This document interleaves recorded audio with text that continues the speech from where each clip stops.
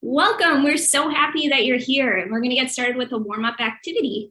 So thank you for joining us tonight for the Teaching with Tinkercad webinar. We will get started with the official program in a minute or two, but before we do that, we'd like for you to get acquainted with each other, get acquainted with us, warm up the chat, say hello to each other, and you can also chat about this warm-up question, which is, what was your least favorite subject in school as a student? And to keep things a little bit more positive, we added the second question about what would have made learning it a better experience. So again, if you're just joining us, welcome. This is the Teaching with Tinkercad webinar series. This is episode 4. So we're so glad you joined us tonight. And we're going to get started just with this warm up in the chat. So do please feel free to introduce yourselves to each other. This chat is just as much your chat as it is ours. So we hope that you make good friends tonight in the chat. And you can start that out by engaging in this discussion about what was your least favorite subject in school as a student, and what would have made learning it a better experience. Jenny, what was your least favorite subject in school? Oh, I'd have to say math, probably. AMC's. Pretty difficult. I had some difficulty with that. How about you? I was horrible at math. I didn't like memorizing the multiplication tables. Once I got to 7, I was kind of like done, and I didn't feel like learning anymore, which was problematic when I was a teacher and I needed to do grades.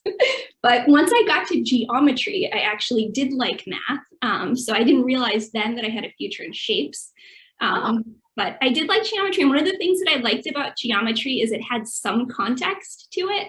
Like they gave me like the tree and the shadow, so I could like at least, I don't know why I was determining how long the shadow was, but at least kind of helped me visualize kind of the math problem. So that was something that anytime there were any type of like visuals or like a story to math. Making a connection, that's the important thing with math, is giving it some context. We've got a couple of responses in our chat so far. We have math, French was a least subject for someone, English,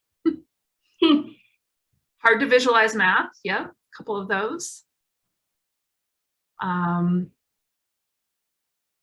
used to teach, I taught middle school English, and some of my favorite students were students whose English was their least favorite subject because they're a challenge to try to help them enjoy it. History, French again. English, history and chemistry, it seems some themes here. Math. We do have a global audience, so perhaps English was, another second or third language for people. So if you're just joining us, this is the Teaching with Tinkercad webinar series. We're about to get started in about like 30 seconds or so with the formal program. But as we're getting warmed up, we hope that you can get warmed up too in the chat.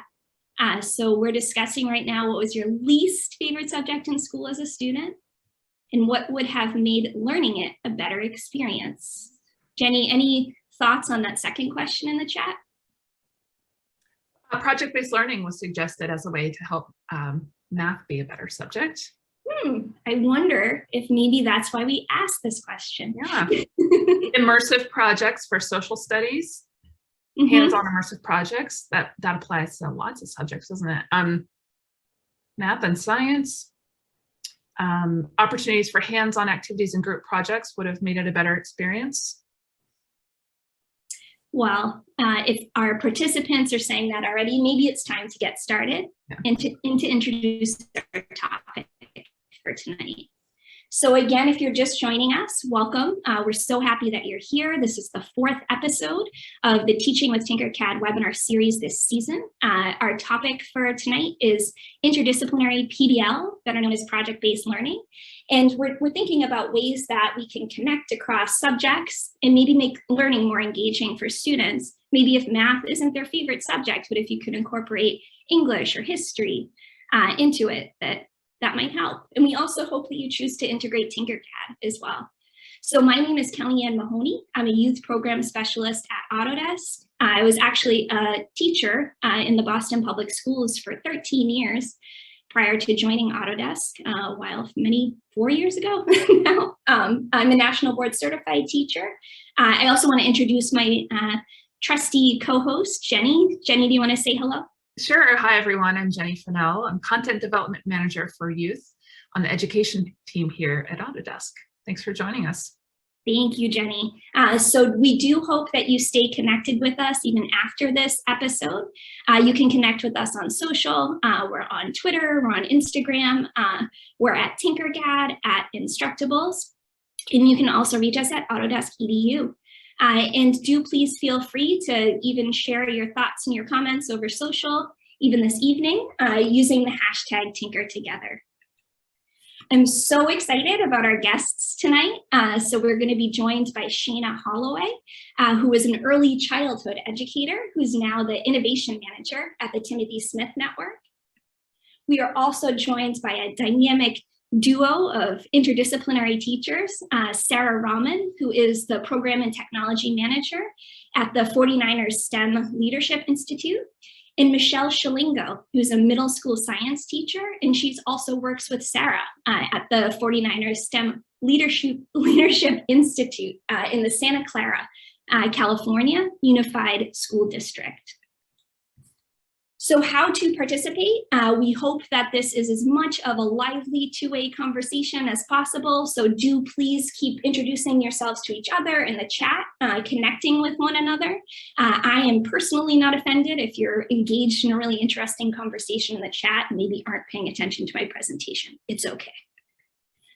We also are joined not just by our illustrious panel of guests, but also this wonderful cast of characters tonight from the Autodesk education team. So many of these guys are here tonight to answer your questions in real time in the chat. And also do please stick around at the end for our question and answer session. So we do have goals for this evening. We hope that this webinar helps you imagine how Tinkercad could be used as a vehicle for interdisciplinary project-based learning. We hope that you discover strategies and resources for igniting cross-curricular collaboration at your school or in your community. We also hope that what we're presenting tonight will help you structure learning experiences that inspire students to make connections across subjects. And we do hope that you find an opportunity to ask questions to the Tinkercad team. Again, you can ask questions during the chat while we're presenting, or you could hold on to them for the very end when we do our question and answer. But before we do that, we have a question for you. And I believe Daria is going to join us to facilitate this question. Yes, so if you've been to any of our webinars before, you've probably seen this, but for those who are new, we just like to take a quick pulse of those in the room to make sure we're calibrating this presentation for everyone here. So we will launch the poll, and I'm seeing some results trickle in already. It's always exciting to see. Yep, it looks like maybe a third to a little over a third today are new to Tinkercad today in the room. We've got folks who are using Tinkercad once a year, once every quarter semester, and quite a few teachers here who are using Tinkercad almost every week. Also about a third of the folks in the room. So thank you so much for sharing that with us. It just helps us calibrate the content we have, the guest experts we bring in, and also with our future programming. Thank you, Daria, for that wonderful analysis. And now we know who's here, and we are so happy that we have new members of the Tinkercad community. You found a wonderful place and a wonderful group of teachers to surround yourself with. So our agenda for this evening is as follows. We're going to begin with Jenny. Jenny is going to talk a little bit about interdisciplinary project-based learning with Tinkercad. Next up, I will build upon what Jenny has said and to talk a little bit about that kind of first step to interdisciplinary project-based learning, where you need to kind of find a friend and ignite teacher collaboration at your school or in your community. Next, then we're going to hear from Shayna, who's going to talk about how she launched students into the world of design this summer, about a week, I think, after being introduced to Tinkercad herself. So she has an interesting story to tell, and we know that you're going to love it. Then we're going to hear from Sarah and Michelle, who are going to talk about how they transcended barriers between subjects by hosting a design slam at their school. So cool. And then finally, last but not least, do please stick around for our live question and answer session. But for those of you who are new to Tinkercad, welcome. We're so happy you're here. If you've never even visited the Tinkercad site before, this is what the landing page looks like. So Tinkercad is a free, easy to use web app that equips the next generation of designers and engineers with the foundational skills for innovation. So 3D design, electronics, coding, and more. And we're going to talk about that tonight. So to access Tinkercad, you don't need to download anything on a computer. It's browser-based. If you have Chromebooks in your classroom, that's great. A Chromebook experience is exceptional with Tinkercad. You can also access Tinkercad on an iPad. And one of the really fun features of accessing Tinkercad on the iPad is it has a feature that allows students to be able to unleash their designs into the real world using the augmented reality feature. So that is really fun to check out if you haven't before. In Tinkercad, just to begin, all you need is a little imagination and an interesting question. So that's what we're going to talk about tonight, how you can take your ideas and bring them to reality really quickly and also empower your students to do the same. So next up, I'm going to pass the mic to Jenny, and she's going to talk a little with us about interdisciplinary project-based learning with Tinkercad. Jenny, take it away. So I'm sure that project-based learning is something that you all as teachers are familiar with. This is just one framework, but it's the gold standard project-based learning framework from the Buck Institute for Education. So there's a link there if you want to see that in bigger detail. But I want to talk about the seven essential project design elements in this framework. So we start with asking a challenging problem or question. And this is where students identify a problem that means something to them and they take steps to answer that question. And then the second part of the framework is sustained inquiry. So this is where students ask questions, look for resources, and apply the information they learned to the project. Authenticity is also important in project-based learning. So focusing on something that is meaningful to the students, has real-world relevance. Giving students voice and choice is also important. So enabling them to make design decisions and decide how to express those solutions they've come up with. Reflection is another part of project-based learning where students review what they learned, they note any obstacles and make a plan to work around those obstacles. Critique and revision is another step or another phase of project-based learning. And this is where students give, receive, and use the feedback they gain to develop insights and then make revisions to their work as they see fit. And then finally, public product. And this is where students share their project work by explaining it or presenting it to other people and even beyond the classroom if it's appropriate. So I just wanted to give you an overview of the project-based learning framework we're talking about today. And go ahead to the next slide, please. And so I'd like to talk a little bit about some ways you can use Tinkercad in your project-based learning classroom. So what we're looking at here is a landing page for the Tinkercad lesson plans gallery. And all of our lesson plans include 3 or more subject areas covered by each lesson plan. And so they're just interdisciplinary and project-based. And they include research prompts. We give chances for the students to do some brainstorming and creative collaboration, prompts for making their own designs in Tinkercad, working in collaborative groups with each other. We give them reflection exercises and prompts to prepare their product presentations and so that they can share and gain feedback. Okay, next slide. Yeah, so looking at, I want to give one example of one of our lesson plans, and Kellyanne Mahoney developed this one. It's really great, design a flood solution. And I want to walk through the 7 design elements of project-based learning to show you how our lesson plans make connections to project-based learning in an interdisciplinary fashion. So looking at the first one, challenging problem or question. So in this lesson plan, students explore questions and we give them a video to watch about flooding, and they think about the causes of and the damages from flooding. And we give them a worksheet. This is a fillable PDF that they can use to document their research facts and make note of it individually. So that we're just showing a little video there. So next slide, please. So the second design element here for project-based learning in our lesson plan, sustained inquiry. So we give students a chance to explore existing solutions. And I know you can't really see it here, but on this area of the screen, at the bottom, we give them some examples of solutions. And then there's also a PowerPoint. This is an example of one of the resources we embed into the lesson plans that you can use with students to go over some provided resources. Next slide. So talking a little bit more about authenticity, we've embedded a video here that students can watch about using Tinkercad for data visualization. And we can give students a chance to create their own 3D map in Tinkercad of their own area or a provided area, in this case, the Boston map. Next slide. So looking at the fourth design element of project-based learning, student voice and choice. So giving students a chance to create a digital prototype of a design idea based on the research that they did, and giving them the chance to develop their own point of view here. So we just see an example of a digital prototype. And the fifth one, after reflecting upon their digital designs, they can move on to creating a physical prototype. And so again, we've got a PowerPoint embedded here for you as a teacher to use in this step, if it's helpful. And the next step is critique and revision.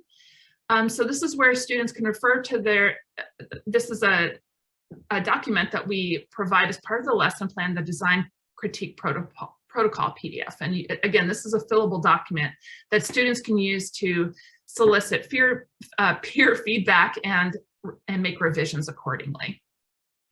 And then finally, another element of this lesson plan is focusing on a public product. So giving the students the chance to finalize their revisions and create a final presentation and share their design with their peers. And what you're looking at here is an example of another document called Criteria and Constraints to kind of give them some prompts and pointers. So just wanted to walk through this example of a lesson plan that we have available. There are many different ways you can use project-based learning on Tinkercad, but I wanted to share this as an ideal example. So thank you, Kellyanne. Thank you so much, Shayna. It was a good precursor, because I was thinking, like, when you're going through of our presenters tonight, they're going to talk about how they did this in real life with their students too. So beyond the lesson plan. Before we move on to the next section, we were wondering, so this is our question for you, is what are some PBL units that you currently teach, or have you ever used Tinkercad in your PBL classroom, and how did you do it? So take some time to let us know and let each other know in the chat. It will be a really great source of inspiration, I think, for each other too, to think about other ways that you might incorporate project-based learning in your classroom and to use Tinkercad, we hope. Anything so far, Jenny, in the chat?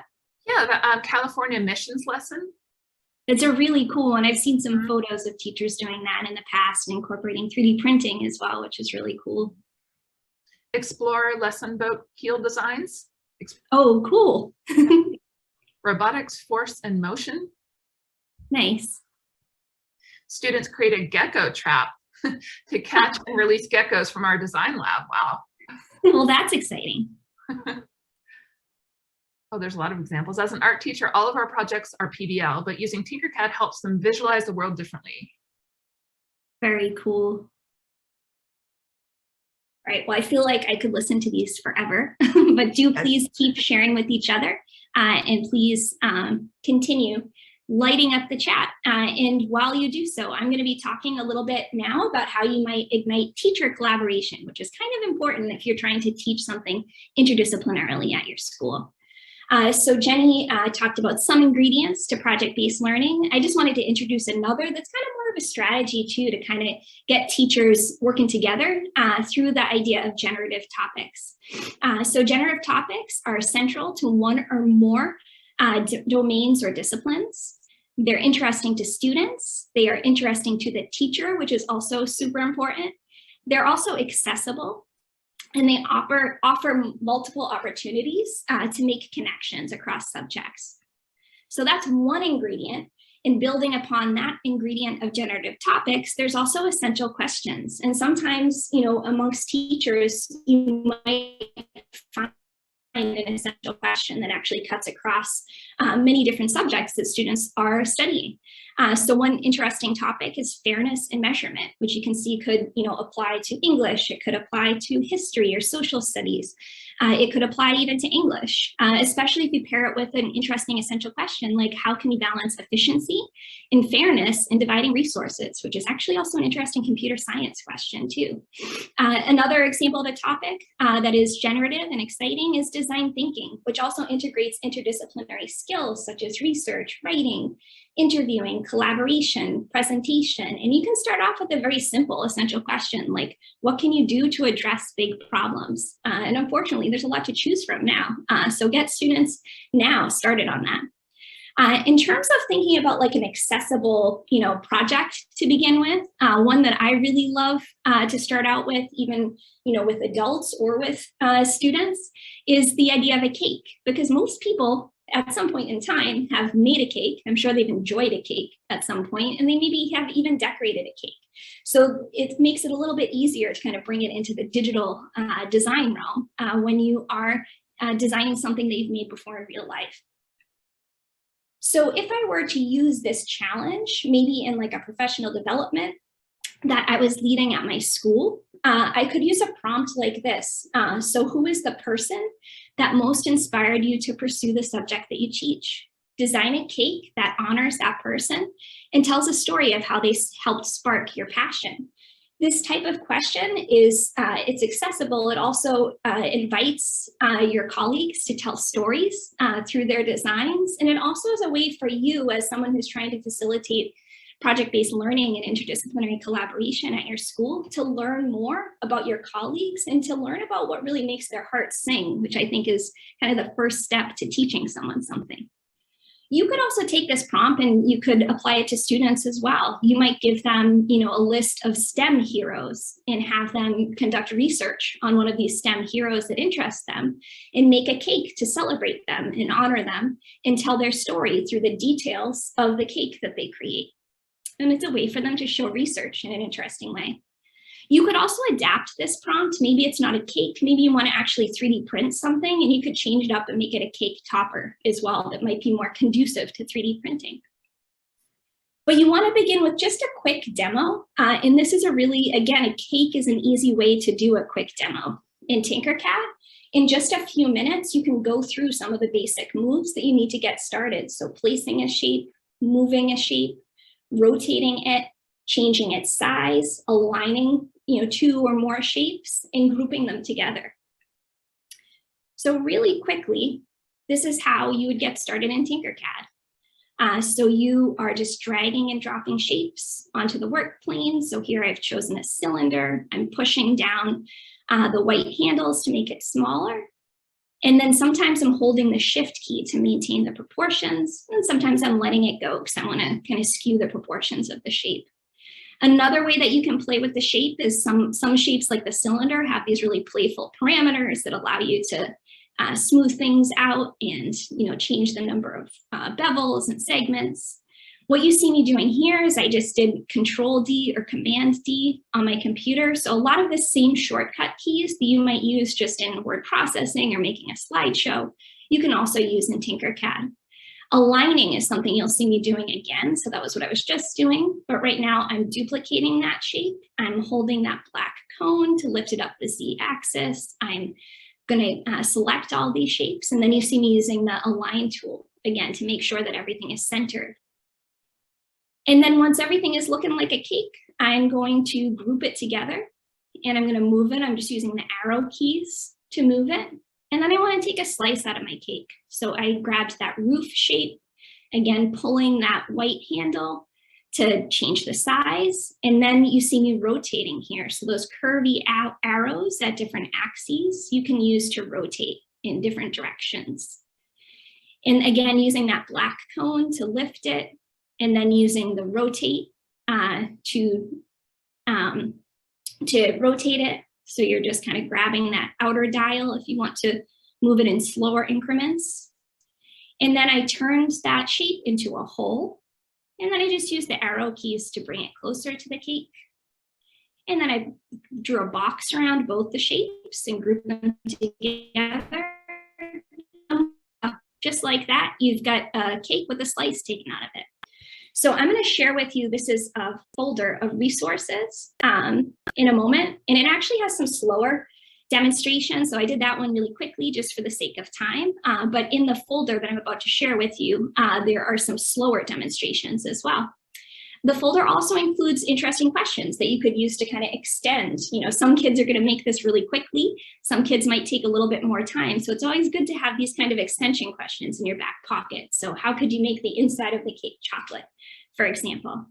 So this is the folder. It's called the DIY Tinkercad Workshop Kit. I'm sure Matthew has that ready and he's going to push it out in the chat to you all. And it's just a Google folder that has, you know, a bunch of different resources. There are flashcards, there's some pointers, and there's also more demonstrations. So it shows you, you know, after you have, you know, stacked the cake, it shows you how to frost it, how to top it, how to decorate it, how to get fancy, and how to code it.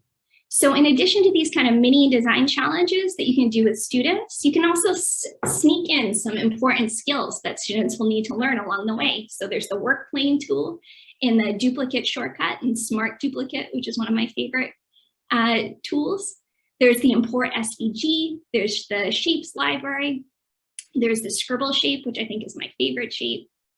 There's the add your creations to your shapes library. And it also shows how you can move between the code blocks editor and the 3D editor in a pretty accessible way to get started with code blocks. So again, we like to think of Tinkercad as a tool for your students that has a low floor and high ceiling. So some of these skills are pretty quick and easy to learn, but kind of have a high impact wow factor for students, like import SVGs and using the scribble shape. And some of them require a little bit more muscle power, but it's good because you can help your students build their muscles by adding your creations to the shapes library. So you can see I made this scribble shape and then I made it apart in my shapes library and turned it into a hole. And I'm kind of playing with Boolean operations here in terms of going back and forth between holes and solids. Another fun environment to explore is the code blocks editor, where students can learn computational design, and then they can take that design that they made computationally and bring it into the 3D editor to kind of think about when do you want to use, you know, computational design versus when do you want to use the 3D editor and what makes sense. There are also interesting questions that you can explore along the way, and interesting concepts like the idea of 3D printing food or Boolean operations and math. And also it leads you into fun directions. So for example, if a student, you know, creates a computational design for their cake, you might challenge them to think, well, how would you get that design onto the cake in real life? And you could even explore the concept of robotics in food and how robotics is being introduced into the food industry, as you can see here at the Autodesk Technology Center, where some of our residents started with the interesting question of, could a robot make a pancake? And the answer is yes. But one of the fun things to know about this video is this was actually, I think, the 5th iteration of the video. So they failed, I think, 3 or 4 times before they finally got it right. So we do hope that if you lead this session with your colleagues or with your students, that you share your designs or their designs with us. One just last tip that we wanted to let you know is that students or your colleagues, if they're working together, can collaborate on a design just like they might, you know, in a document or, you know, a slideshow. So you can copy the link and share it with others, and then you can collaborate together in real time. So before we go into the next session, our next section, we were wondering, who is the person that most inspired you to pursue the subject you teach, or who most inspires your teaching today? And this would be a way into thinking about how you might lead this professional development session with your colleagues. Any people of inspiration yet, Jenny? Simone Gertz, Mark Rober, my daddy and my son, Oh. my mom, Neil Gershenfeld, my husband, my kids, my parents, my dad, that's very sweet. Cory Doctorow, my professor in college, my students, my 3rd grade teacher. And you can imagine just in hearing these responses, and if you were leading this session with your colleagues, how much you can learn from them through this really fun activity. And you can do it pretty quickly as well. We're going to hear actually from Shayna, who I'm going to pass the mic to next. So Shayna is going to talk a little bit about how she launched her students into the world of design through her role as innovation manager at the Timothy Smith Network. Shayna, take it away. Good evening, everyone, or hello. I know we're all over the world, but hello. I'm Shayna Holloway, the Innovation Manager with the Timothy Smith Network. Just a little back, before that, I was an educator with a Boston public school. So as you see here, this was my wheelhouse. I was all things reading strategy, circle time, snack, Ada to a scientist, good elephant and piggy, right? Like this is what I knew, this is what I was accustomed to. Ask me a question, I had the answer. And then I had the opportunity to work with the Timothy Smith Network over the summer. And so I was like, okay, let's make a change. I'll leave from the school system and go over to the Timothy Smith Network. And that's what I did. But the interesting part is when I went there and I was learning more about the position and what I would be teaching and, working with high school students, which was new for me, they introduced me to a subject that I wasn't really familiar with. Before I jump into that, I'm just going to quickly tell you who Timothy Smith Network is. It's a wonderful organization, and that's why I felt comfortable to leave. So it empowers organizations and individuals to effectively access and use cutting-edge technology and exploding digital economy. I am included as one of those individuals where I'm now getting access to new tech that I didn't use before. It is a nonprofit organization, and our mission is really to bridge the digital divide by creating opportunities for people of all ages. And that's really what we focus on. And as the innovation manager, I'm really pushing to make sure that we have programs and partnerships that service K through the end of life. And we're really trying to push that and making sure that everyone knows that tech is accessible to them. And this is a field that people can get into. So I go into this summer role like fully on with mission for TSN. And so my summer job, the project is EAT, Elevating Agricultural Technology. And to summarize it, it's really the pandemic hit, students aren't in school getting their 2 meals a day anymore. How do we address this? So indoor gardening, right? Let's let the students and the families grow vegetables and fruits in their home. The tech part that comes in is they're responsible for making a working prototype that will help them maintain this garden. So again, it's already something new for me. I'm working with high school students that I'm not used to. I'm used to the young ones in circle time. We're also now focusing on indoor gardening. And now I have to think about the tech aspect. So this is like a really new experience for me. But again, I love it. And then they introduced Tinkercad. And I'm like, Tinker who? What? I don't know Tinkercad. That's not something I'm familiar with. And how am I going to be, trusted to instruct the students with this? I don't know where to start. But luckily enough, Tinkercad is very user-friendly. So although I felt like mind blown, overwhelmed in the beginning, once you go to the browser, you see like you're very comfortable with it. So where do we start? Jump to the next slide. Let them make cake, right? So Kellyanne just showed us previously how you can use the design lesson. So I was like, day one of Tinkercad, students go for it again. High school, let me just see where you're at, see if they're comfortable enough to make a cake, the struggle, just so I can have like a starting point. And again, secret, this is new to me too. So this is them day one. These are some of the cakes that they came up with. As you can see in one of the pictures, they were really tapping into the library and like building off the shapes. But this is them day one. And I was like, okay, pretty good, not so bad. Let's keep letting them play in it. And at the same time, let me get familiar with Tinkercad, but let them keep going. And so by day 3, this is what we started to end up with, and students are really getting a grasp of Tinkercad and how they're building. And now we're seeing layers and, depth and chocolate hidden within the cake, right? And so I'm like really impressed, and I'm just like, okay, this isn't going to be so hard to deal with, right? But now that we've played around in it, let's see what else we can do. Let's keep pushing it. So let's think about our mission. We're trying to do indoor gardening. So I'm trying to tie it all in.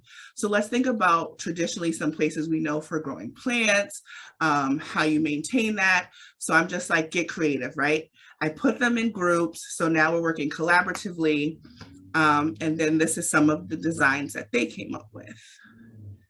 So here we have, you know, a little house with a dinosaur because we're being creative. We can do whatever we want. There's some gifts in the front, have fun.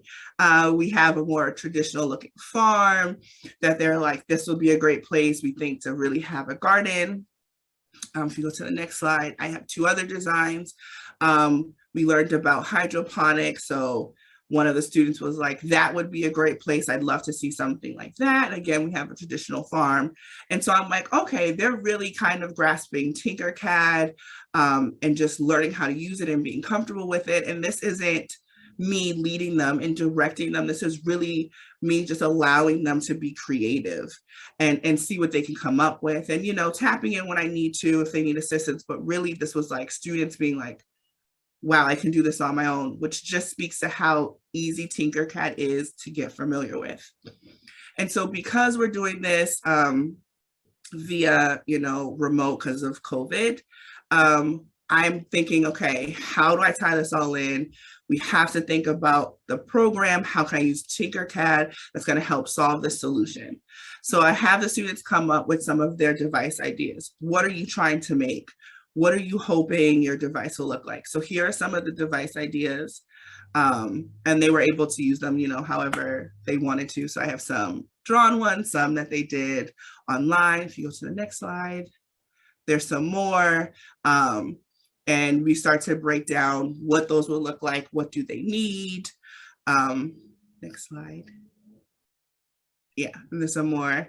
And so I'm like, okay, these are really intricate and these are going to require a lot of, you know, coding and circuits. And so next slide, like, let's hop back on Tinkercad, right? Because it's really hard to work with circuits and you're not in the same room with the students and we're online. So luckily Tinkercad gives you the space to do that.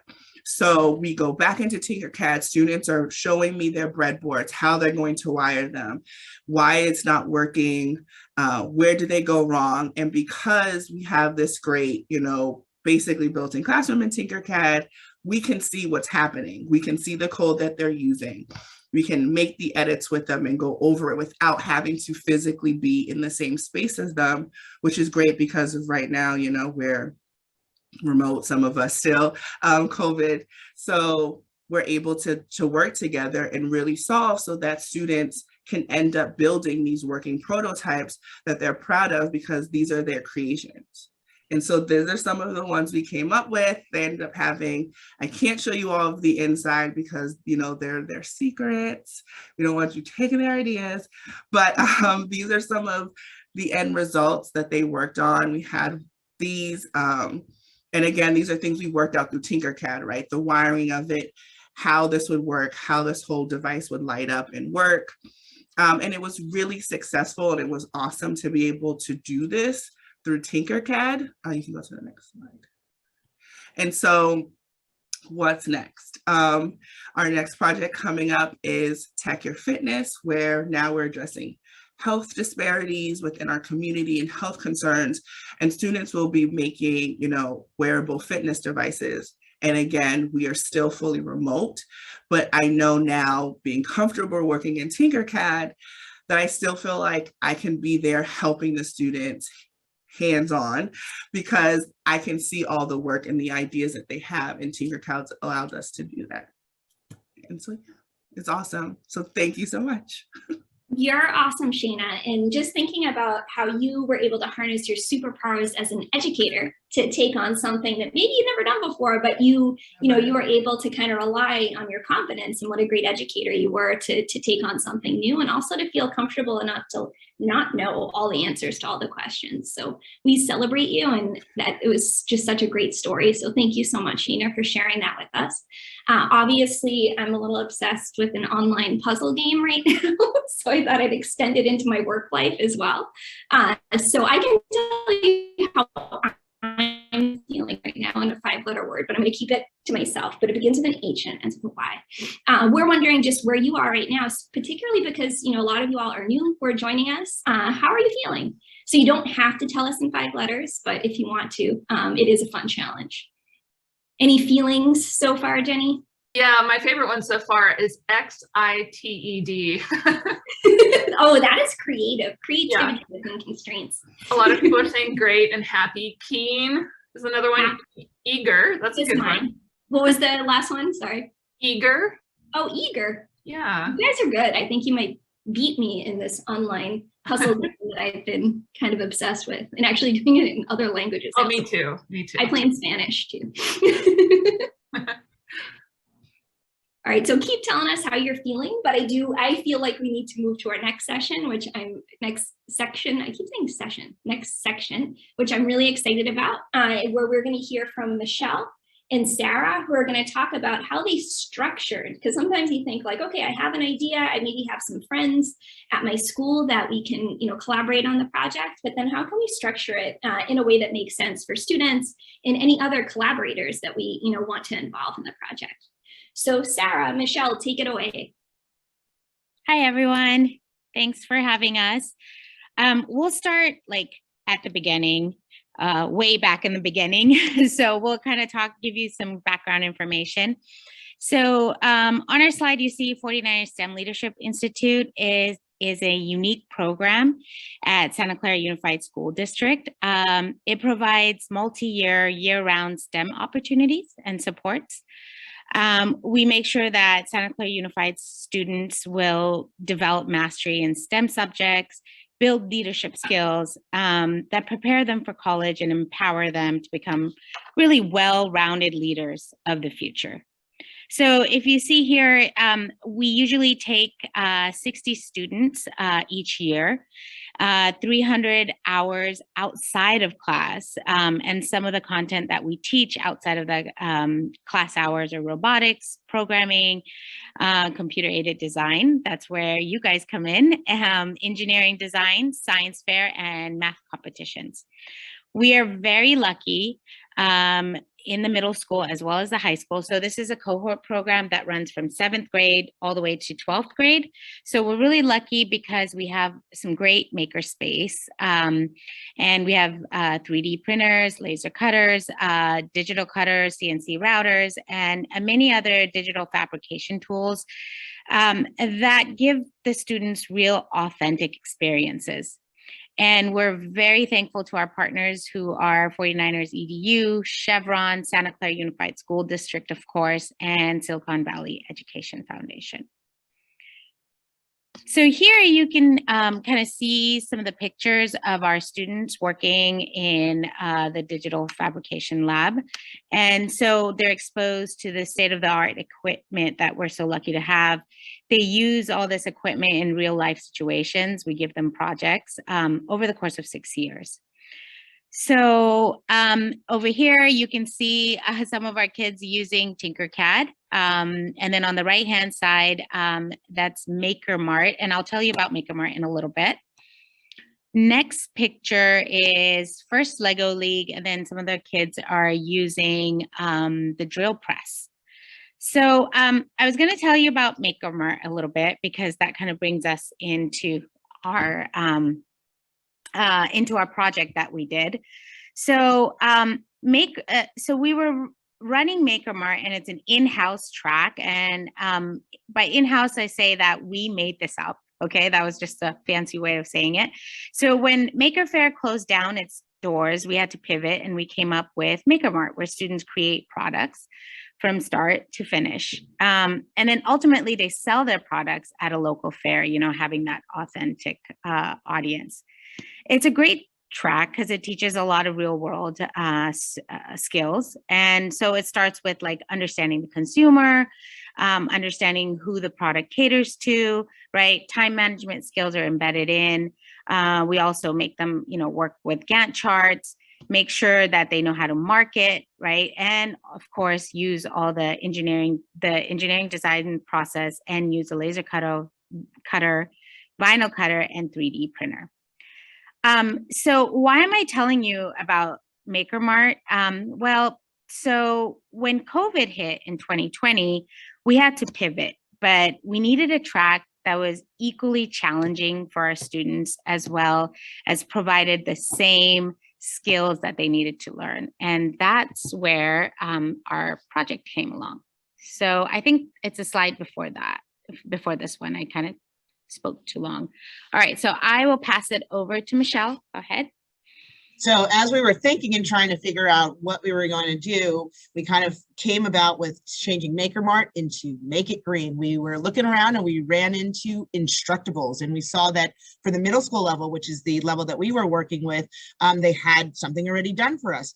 So when we looked at what the prompt was for Make It Green, on the next slide, we were able to see that it said, how might we use design to address climate change? We thought, okay, this is a good start. When we read about what they did, it was a contest that they had in the New England area. We thought, oh, now that we're in distance learning, maybe they'll bring it up again and it will go to everybody. So we were waiting. And in thinking about and looking at their curriculum, we began to put kind of together our own mindset about how we were going to go about trying to make it green. And we decided, yes, exactly, for looking at the teacher mindset, we really gave ourselves a little bit of like letting go of having to know everything. As I look at all of your experiences, and some of you have so much more experience with Tinkercad, we were like, oh my goodness, this is something new. Am I ready? I have all these other things to do. But we decided that we were going to be, know a little bit about Tinkercad, know a little bit about what we needed to do. We were going to be their guide on the side and just stay one step ahead, do the lessons that we were going to tell the kids to do and make sure that we can complete it. And we were so glad that Tinkercad had so much stuff that we didn't have to reinvent the wheel. We're like, what can we pick or choose? Are they going to get mad if I only take this part of their lesson and that? I don't think so. And so we went with kind of that mindset that we really had to just engage, equip, and empower the students. And it wasn't for us to finish their projects. We just needed to give them the tools and they would take off. And the kids just amazed us. They became the experts and we were pretty happy with that. So as we kind of thought about what we needed to do, we had a lot of pieces to put together. Yeah, so we wanted to make sure that we could connect all these various pieces into a real world project. So these are all the pieces, and I challenge you to kind of look through as we talk about our curriculum, how these projects or how these pieces kind of came together into one larger project. So as we looked at the presentation that Tinkercad already had for us, it really helped us to check off the boxes as we looked at specifically their learning outcomes. And we thought, okay, they have, next slide, sorry, they have design thinking methods included, technical skills, and entrepreneurial mindset. Sorry, Kellyanne, it highlights the next one on the learning outcomes. There we go, cool. And so that was a check for us. And then as we looked more specifically at their success criteria, which is another slide on their slide deck, next slide, perfect. It included technical skills, innovation, impact, and presentation. So we included this when we finally gave a rubric to the students. Really in the technical skills, it was the Tinkercad piece. And then we had a bonus skill. We saw them do all these animated GIFs. And so I explored, oh, this is kind of cool. Can we get the kids being able to do this? And maybe it didn't transfer in the PowerPoint, but usually this is moving. Kind of when Kellyanne showed you her presentation, you kind of saw these pieces moving. It was really just an easy way, instead of having a video, just the animated GIF already shows kind of the way that you put together your project. So we taught the kids how to kind of use Screencastify to be able to make these things. So we were really excited that we were able to do this, and we were still waiting, but then we gave them a general challenge. And we said, okay, let's go a little bit beyond climate change and just give them a prompt of how might we use design to address environmental issues. So we wanted them to create a model and we wanted them to develop a pitch. And that was as far as we went. And then when we finally waited and found that they actually had a Make It Real competition, but that the date for that was beyond where we wanted to end the project, we introduced the UN Sustainable Goals to the students. And being a STEM program, we wanted them to kind of dream big, but we wanted to direct their dream bigs to science topics. So we took from the 17 goals, we highlighted and focused on 5 of these goals. So we ended up having 20 teams of 3 students each. So 4 teams presenting on each of these topics. And as we did that, we began to kind of pull up more of Tinkercad's lesson plans. And so as we were doing that, we actually looked into the biomimicry one because they had some great ideas on how to use look at nature and see how there's already design and how you can actually maybe think about how Tinkercad could do that. And so we began to think, okay, so we're going to start them with this. And now what are the other pieces that our program manager can do as the teacher is trying to deal with teaching the kids? So, of course, a big part of PBL is to have an authentic audience. So we recruited an authentic audience, and believe it or not, finally, COVID came to our advantage because it's so much easier to get on Zoom and be an authentic audience. So we got some great players. We recruited experts in multifacets, knowing that having that experience and having that feedback in meaningful ways motivates students to do their best work. So we went out on the hunt and we found the 49ers EDU. The reason we picked the 49ers EDU was obviously they're our sponsors, but also because they actually did a great presentation on how Levi Stadium has a lot of ways to, sustainability. So we thought that was a great way to, kind of pivot where 49ers EDU can come and go ahead and be an expert for us. SVF, familiar with student presentation skills. So we thought that was great. And then the WRA, environmental consulting firm. Obviously, environmental issues are being talked about, so we wanted someone who knew the science behind environmental issues, as well as solutions. And then, of course, Autodesk, the computer-aided design pros, some may say guru.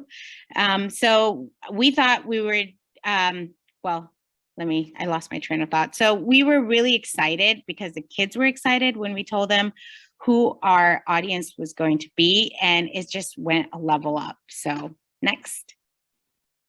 So as we were going through our process, we went ahead and took their 4 categories and kind of put it into our own little rubric with check boxes of what we wanted the kids. And to honor the 49ers, I made it out of 49 points. But we really included form fits function in the innovation piece, and then how they were going to do design thinking and really looking at empathy. And so there's a piece about value proposition that we were able to introduce as well. So in the next piece, we kind of looked at all the technical skills we wanted them to exhibit, and that included Tinkercad skills, Google Slide skills, Google Sheet skills also, and Screencastify for the animated GIF. And then as we looked at beyond that, we wanted them to be able to communicate well and actually present a pitch to this authentic audience. So they had to make sure that they presented their problem and their solution, but in presenting their problem, really explaining their research of who they're making their product for.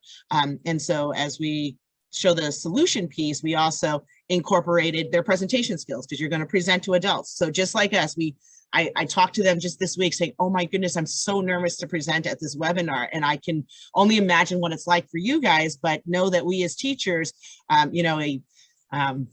we practice the same things. And so we introduced to them what we look for in a presentation as far as PIVNERT, the ideal gas laws, but really it stands for what they need to do. And as I'm saying this now, I'm really not doing well on the rates. I'm probably talking a little bit too fast from the nervousness, but I'm working on it. Teachers are not perfect. Again, I only have to be a step ahead of them, but I'm still always learning. A check plus, Michelle. You get a check plus. Oh, good. I get a check on that. All right. Awesome. And so we also wanted them to understand that when there's a big project, there's just a lot of components. And part of what real world people do is to be able to kind of keep track of what's going on and be able to be accountable. But at the same time, really being able to do the check marks makes you feel happy sometimes for some personality styles. So we taught them how to use conditional formatting and data validation in Google Sheets and kind of assign roles to people and make sure that you're kind of tracking along. And this allowed us as teachers to kind of track along with them as well. And so as we progressed into the project, we opened up a Tinkercad classroom, pushed it out to them through Google Classroom. And what was nice is you can kind of set up different classes and you could see their designs and see the progress that they did, and also allow them to kind of work together. So we're really happy that Tinkercad put that together for us, again, so that we didn't have to reinvent the wheel. And just to introduce how Tinkercad works, they have a great 5-lesson session, and the kids had to prove that they completed it with these lovely check marks. They came up again. And so they would insert this into Google Classroom and say, okay, good. And so we gave them a simple challenge. And the first simple challenge we gave them, just to prove they could use Tinkercad, was to create a little stick figure self. Again, being in distance learning, we weren't able to print out all of the characters for them, but in my little bedroom of a closet that I was teaching in, we were able to show them at least an example or two of what they were creating. And then we advanced them to the next skill that they could learn in Tinkercad, and that had to do with code blocks and seeing patterns, because we were encouraging them to see patterns in nature. And so what would that look like? How could you actually use Tinkercad to do that a little bit quicker? And that's what code blocks came in. So their challenge activity with code blocks was to make like this little fidget spinner. So they were able to import an SVG, kind of like Kellyanne talked about. So you see the little symbol there, and then you'll see how these little things work. There we go. And so we, kids are in middle school, they love little fidget gadget thingamajigs. So they were able to create that. And of course, again, didn't print out a whole class set of them, but was able to kind of show them, here, I printed one out. And they were able to see that. And then our final component was to teach them how to use the Arduino. And again, typically in a regular setting, we would have physical Arduinos for them to try, but it was nice for them to model it. And incidentally, this year, as they're setting up their science fair projects, they just intuitively went to Tinkercad, if it worked on this modeling for Arduino, then it should work for their science fair. And if it's not working for their science fair, it's probably a hardware connection issue. And just today, like an hour ago, it's like, yeah, this one goes in the positive breadboard and this goes into the negative piece of it. So you got the circuit. And it was great because they saw it on Arduino, on the Tinkercad, it worked. And then when we actually looked at their hardwiring, it didn't, and we were able to figure it out. So we love that that's there. And so the presentation day finally came. All right. So, so our program requires 300 hours of extra learning. And we didn't put that in to torture the kids. We actually, wanted to make sure that Wednesday extended hours, which is after school, we wanted to utilize the Fab Labs to enhance learning. But since we could not do that during COVID, Tinkercad was an amazing alternative to make sure that the kids were getting and learning software to be able, when we came back, we were able to just hit the ground running because they already understood the software, they knew how to use it, they were experts in it. So after 2 months of working on Zoom, next slide. After 2 months of working on Zoom, we were ready for presentations. So, okay, so as you can see, it was a kind of a grueling process of making sure that judges were able to see the different categories of projects, right? And it was a lot of, it was a puzzle. And I would say Michelle was the one who was the leader in making sure this puzzle worked. So we had 7 judges per presentation to make sure it's authentic, 4 presentations per room. The students stayed in the room, and every 5 or so minutes, no, not 5, I think it was like 15 minutes, I don't remember exact timing, but we switched the judges so they were able to see, or they were able to come into a different room and see different presentations. That way, every presentation had different judges, so there was no bias. And usually in the teacher world, nothing ever goes to plan, especially online, but this time, amazingly, everything went just as it was supposed to. And every kid or every judge got to see at least 7 presentations. And next slide, we had the feedback. So we wanted to make sure that feedback was given to the kids verbally, as well as like a ranking, to make sure that the kids got their feedback in time. So if you see here, I'm not sure if you guys can see, but the main thread was to make sure that we connect these in a real world situation. So what we did is the feedback was given, I think it was like a couple, I don't remember exactly the categories. Michelle, do you remember the categories? Well, the 4 levels that we were looking at, the innovation, technical skills, communication, collaboration, they just overall gave a scoring to them. And then we had winners by the end of the day. Mm-hmm. And when we have winners, we have prizes. So I want to thank the 49ers because kids love prizes, right? It's all about prizes. It can be small prizes, whatever it is, it's prizes, right? And bobbleheads are amazing prizes. And we were just talking about this, but the Tinkercad t-shirts are amazing. Soft, tri-blend t-shirts that the kids just loved. So we were able to give the kids t-shirts, bobbleheads, as well as stickers. And we deemed it as a successful semester. So now we'll go to our sample project.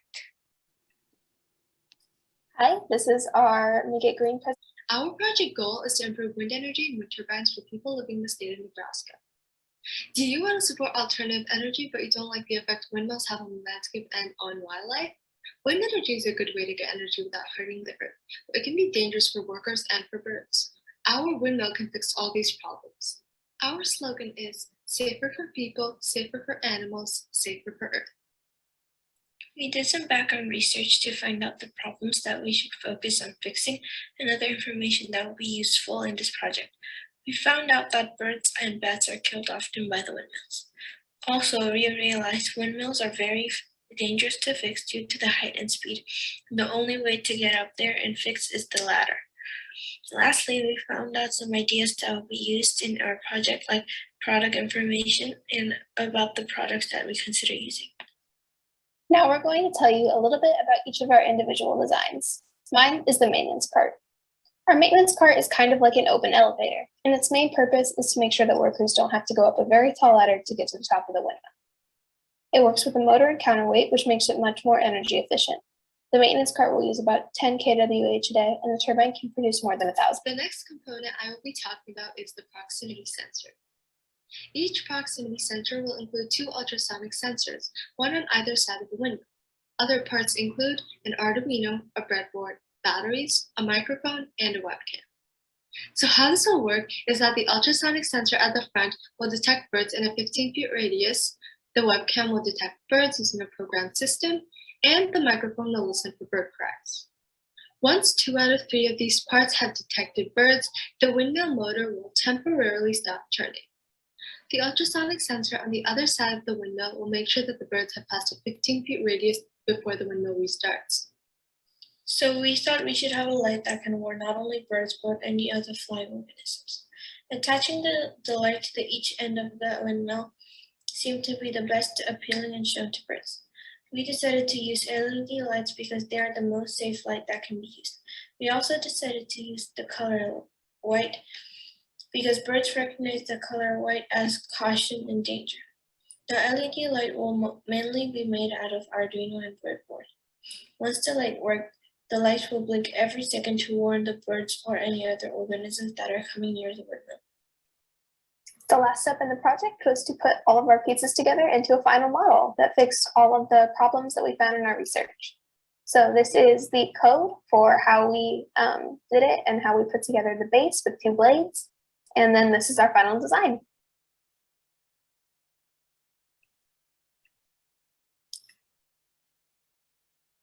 So now that the kids have this tool in their belt of Tinkercad, we felt like we've equipped them with that, but we really, because we have the privilege of seeing them through the course of 7th through 12th grade, we want to get them to be moving on up.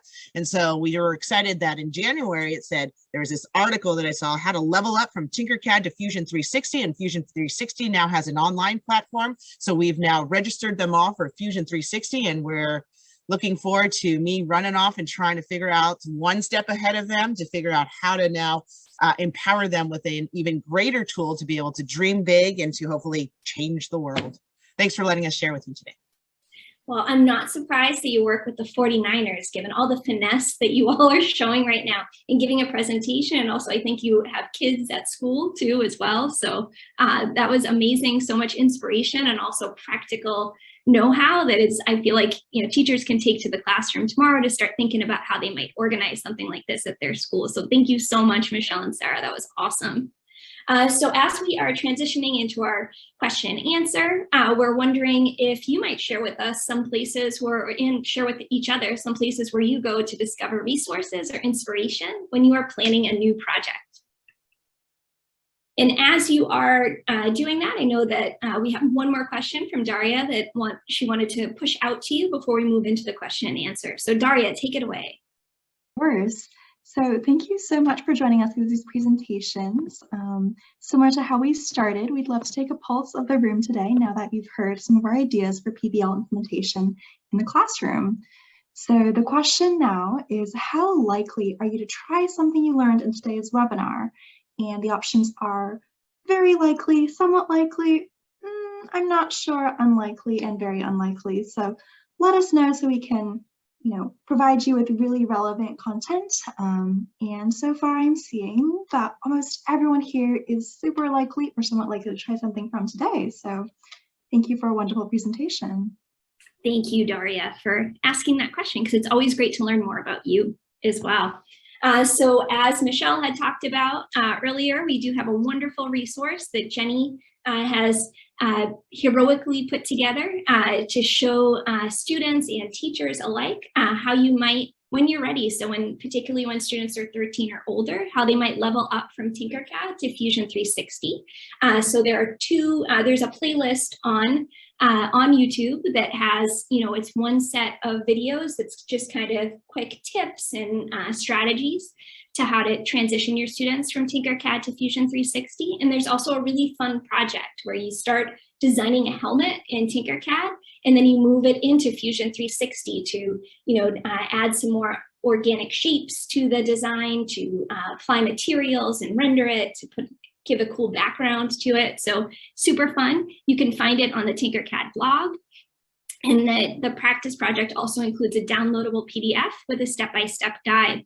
And all of you who have attended or registered for tonight's webinar, you'll also be getting these slides emailed to you after the webinar. And these all have links so you can find more information.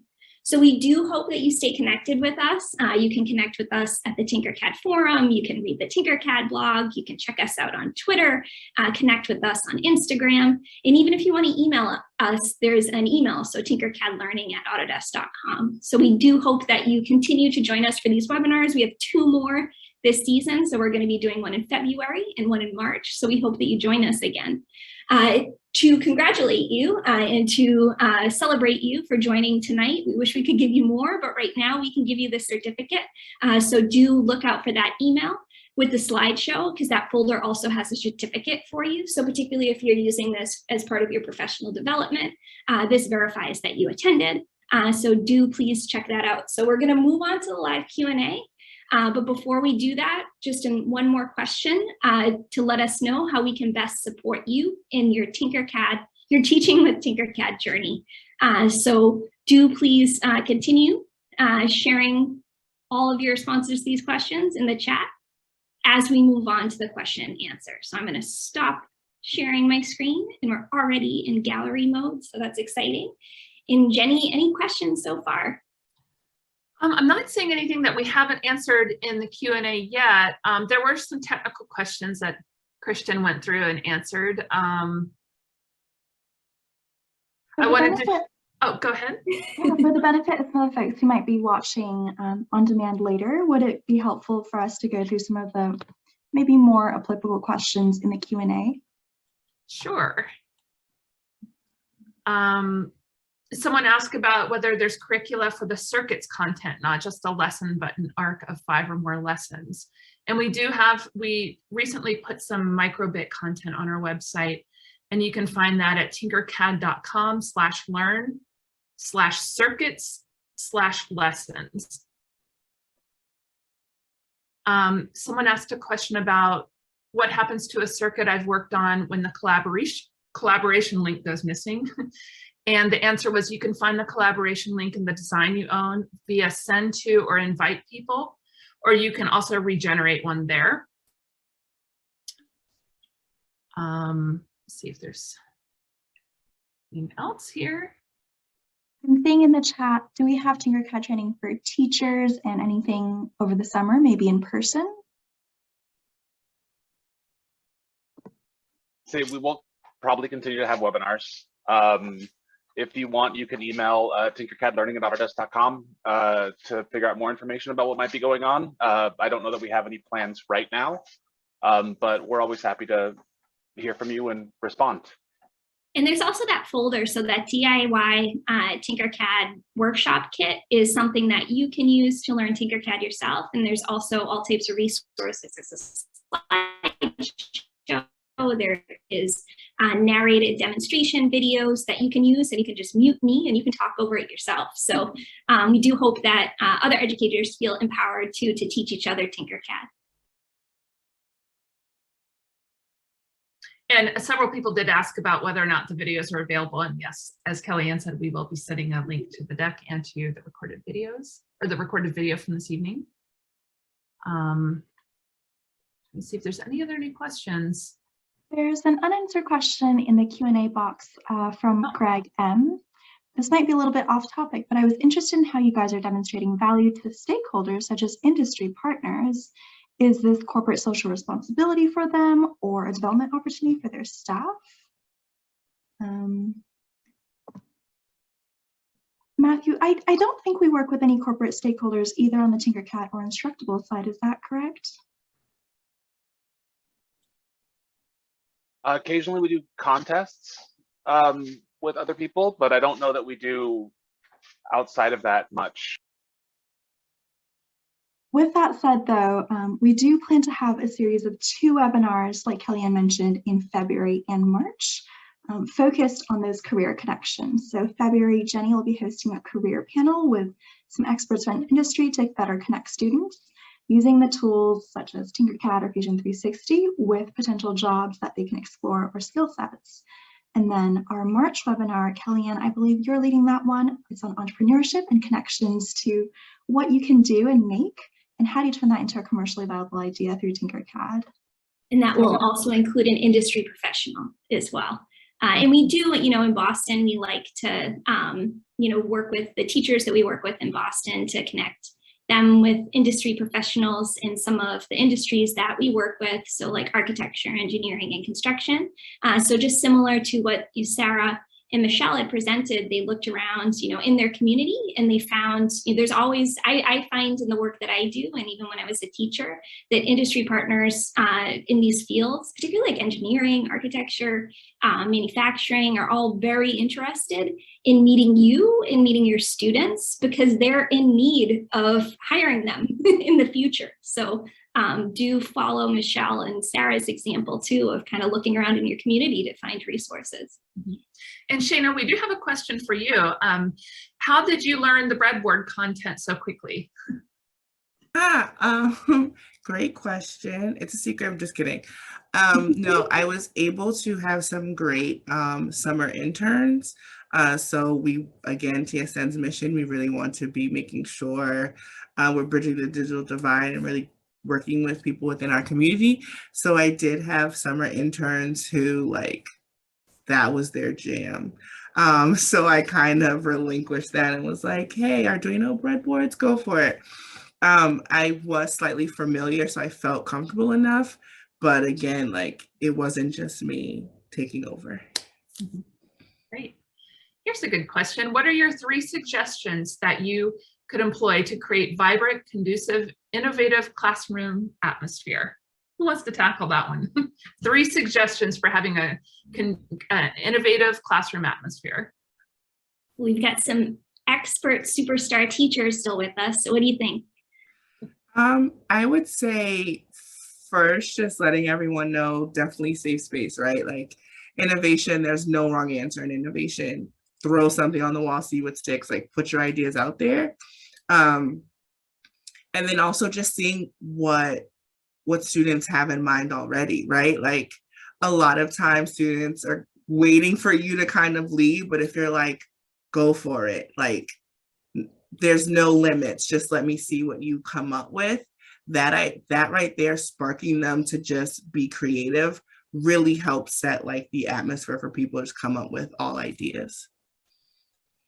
Yeah, I would also add to that too, in working in a school, and prior to joining Autodesk, I worked with an awesome team that we all work together. And I think it's just also getting to know your colleagues really well and just kind of understanding what makes them feel passionate. Sometimes your colleagues that may be most hesitant to collaborate their hesitance is coming from somewhere, and maybe it is just this kind of passion for their own subject, that they just really care about delivering their subject to their student. But if you can kind of tap into that and figure out where that's coming from and how you might connect with them, I think that that's, it makes working more fun too. Your colleagues personally. Any other tips? Did we get 3? Did we do 3? I feel like Shayna won. I was trying to think of. Okay. Go ahead. Sorry, no. I was trying to think of 3, and I was thinking like empathy and understanding for like the students, where they're coming from, kind of their ideas of freedom to kind of go however they want and where they want to go, and kind of allowing them that freedom, and then kind of a acceptance of failure. And knowing that they will fail and they can try again and they can keep doing it. And if you have those 3 things, it kind of encourages them to not worry so much about that end product and be more innovative and kind of think of new ideas and try things.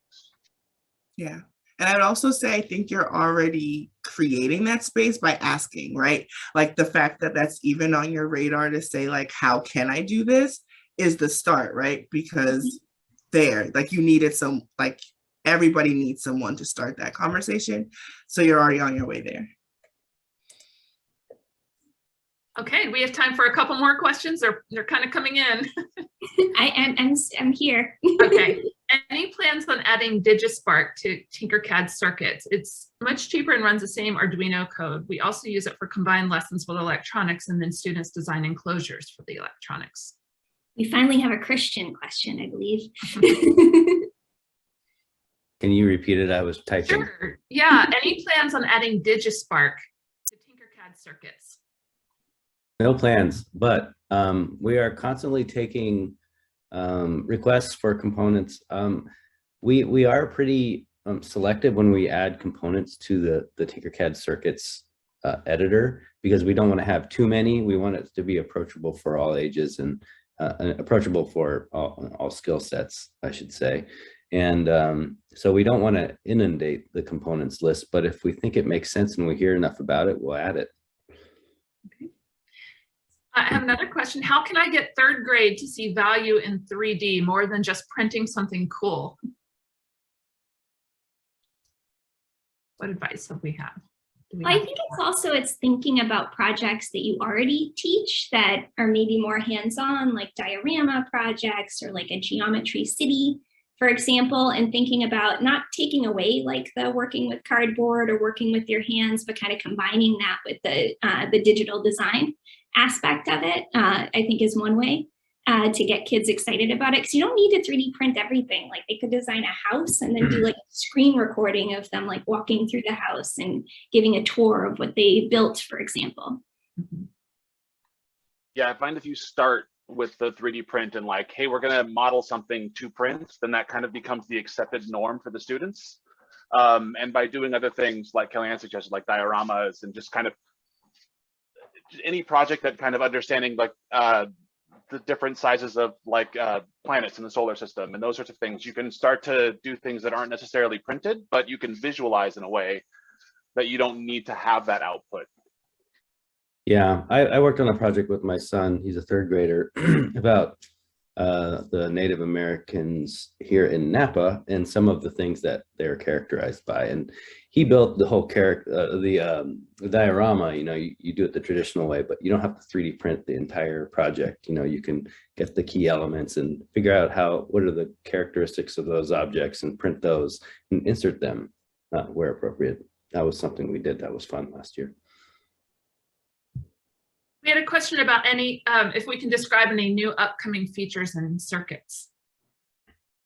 Yes, well, I'll let you know now, we're adding touch for circuits and we're right in the middle of it. And so that's going to be exciting, and it's going to enable all those on the iPad at some point this year. I don't know exactly when, but we'll enable touch for circuits on the iPad. So we'll enable circuits on the iPad app as well if you use the native app. We have a lot of other things planned. I'm trying to think of, that's the big one off the top of my head.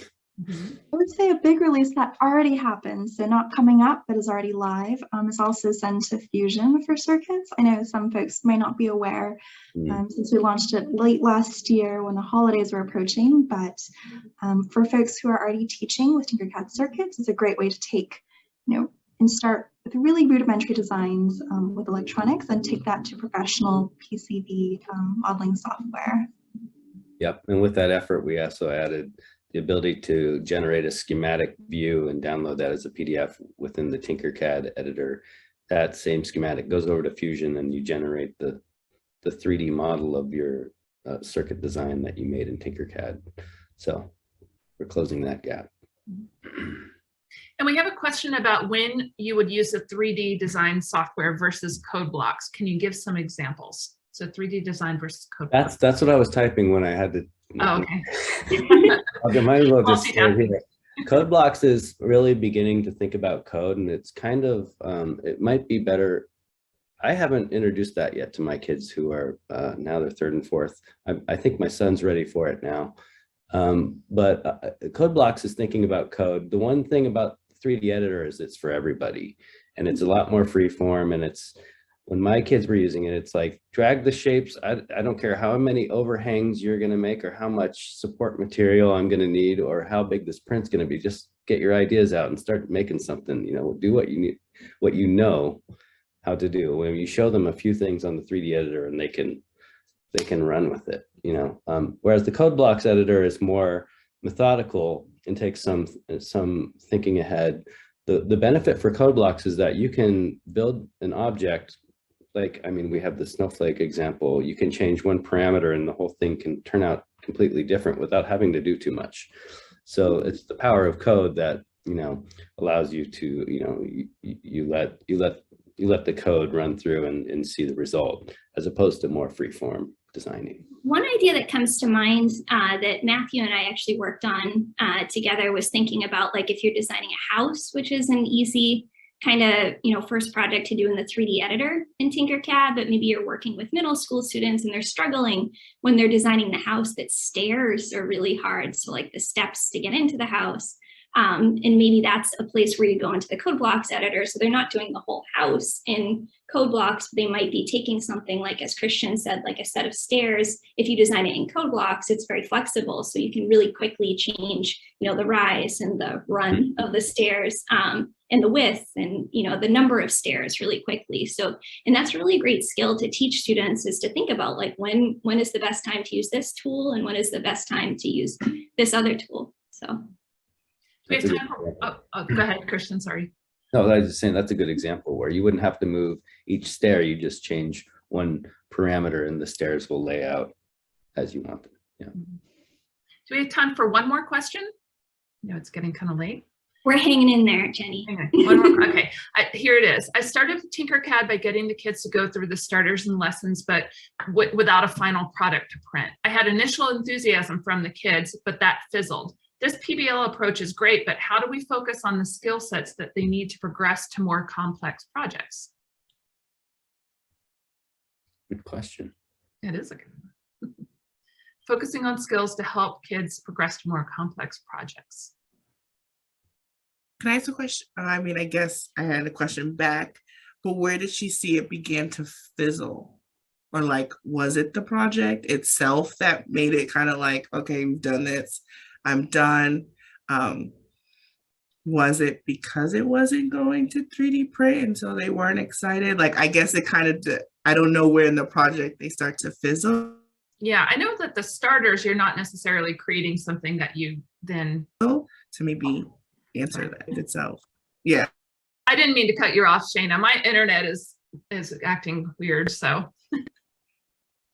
I think that's why we chose to kind of have a mini design, like a stick figure self. So in stick figure self, they had to put a hole in and they had to figure out how to group it so it would drop that hole out. So you'd have eyes and then just being able to lift up some feet, because I wanted to print it out flat. And even when they didn't see it all printed out, although we gave them a sample, just actually showing them everyone else's project, we could actually see the collection of their completed designs. It was kind of funny to kind of watch it, and they were engaged. And same thing with the fidget spinner. It was giving them a chance to like put some kind of emblem, if it was their initials or one logo that they really liked and whatever, it kind of, for us, again, being distance, we couldn't like give them something in hand, but they were still seemingly engaged.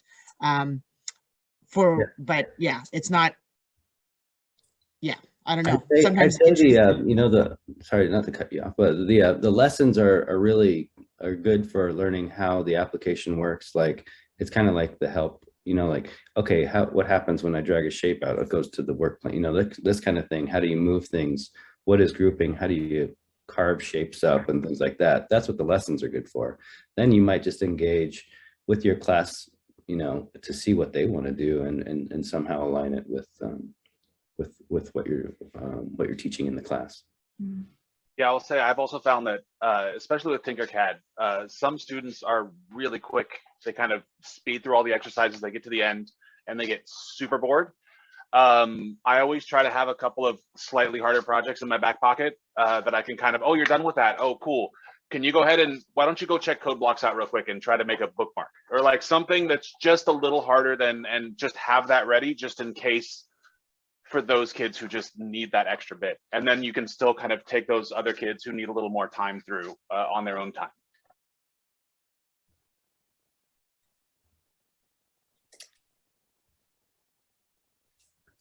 Okay. More questions here. Well, this is like, I feel like sometimes you have like when you're a teacher, that like favorite section that asks like all the interesting questions and you want to hang around with them. And that's how it feels like tonight. We've always loved our audience or on all our webinars, but you guys have some really interesting questions and we really enjoyed this discussion with you, and we'd like to keep this discussion going. So do please join us for our next webinar in February. I'm so excited about it, and it's going to be on the topic of making those career connections, and then followed up in March by cultivating an entrepreneurial mindset with your students. So we do hope that you join us. I'm feeling sad for Shayna because we're on the East Coast time right now, so it's getting a little bit late.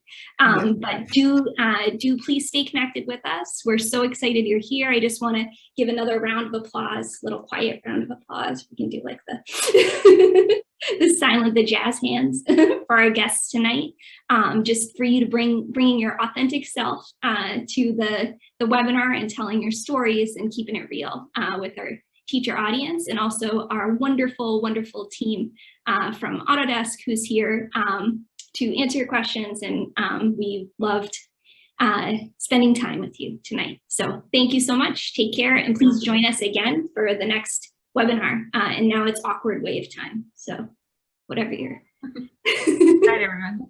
All right. Good night, everyone. Thank you so much. Bye.